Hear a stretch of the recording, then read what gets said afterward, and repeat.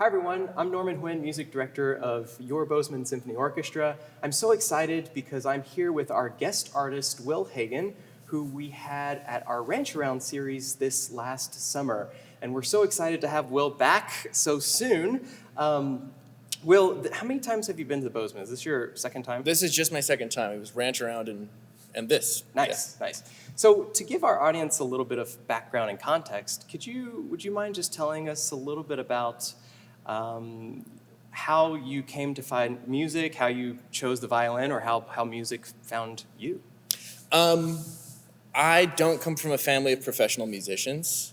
I think I first heard the violin when I was 3 years old. I mean, like live, and I started begging my parents for a violin. And if a 3-year-old begs for something longer than 5 minutes, then it's like an obsession. And I was obsessed enough with the violin that I ended up getting a violin for my 4th birthday. And wow.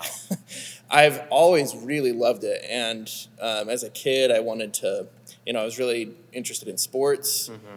I was growing up in Salt Lake when the Jazz were playing the Bulls in the finals.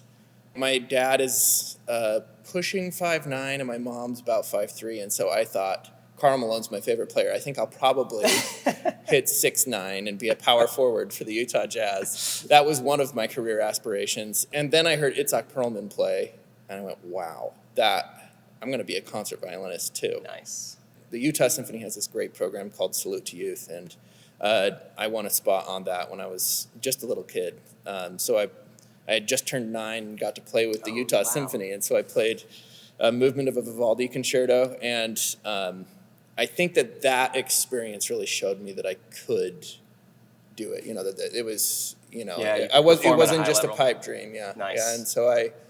Yeah, and so I really went for it at that point. I've been really serious about the violin basically my whole life. So yeah. Yeah. Nice. That's awesome. That kind of, it's a perfect segue into the piece that you're playing, because this violin concerto by, I'm going to try to say his name correctly, Joseph Boulogne Le Chevalier de Saint-Georges. He was, I think, recognized as maybe the greatest fencer in Europe. Mm. Yep. And the greatest violinist, and I think he was really just an absolute superstar. Yeah, I first played this piece, I want to say about a year ago. I think it was January, but I played it in Hilton Head, and I was introduced to it by Rachel Barton Pine, who her foundation loans me this great Strad that I get to play on. But she has been playing this piece for like 2 decades now, and we're all just discovering it, but she really has a background with it, and you can tell from the writing it's very flashy writing, but also really, really beautiful. So it really leans into the strengths of the instrument. Yeah, it ends up being a really virtuosic, exciting, but also very lyrical piece, and so it's a real joy to play this piece. Yeah, and it was a pleasure to hear you, just so everyone knows who's listening now. We've had a couple of rehearsals since then, and you're all about to hear the live performance of it, but you've seemed to have mastered it, and it's just such a pleasure to hear you play this piece, but also this Strad, this instrument that you have that's so special. When people ask you, how did you get the violin, for anybody that has a nice violin, there's a lot of luck involved. If you have, if you're playing concerts and you're out there, then people, then you're somebody who could be considered for something like that. Rachel and I have the same management. Mm-hmm. They've had this Strad that wasn't being played. Since it hadn't been played in a while, it was really interesting.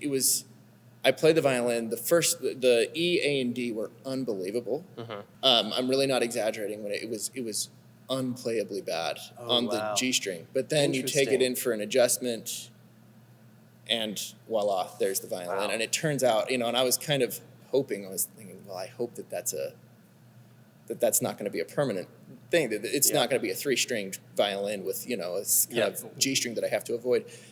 Turns out it's an awesome G string. That's awesome. This violin, I think lots of the time when people talk about, the 2 very famous violin makers are the Stradivarius and the Del Gesù. And Del Gesù is usually kind of a darker instrument. Mm-hmm. which is really, really beautiful.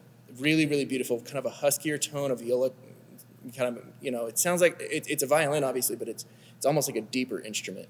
And Strads are known for the sparkle.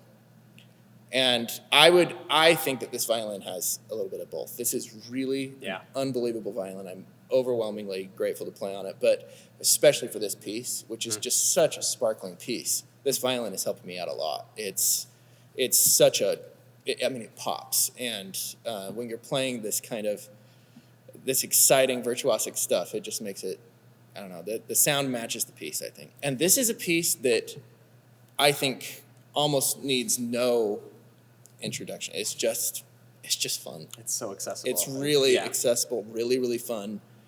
Thanks, Will, for coming to chat with us a little bit about your life and this piece. We are excited to play it for all of you, and we hope you enjoy.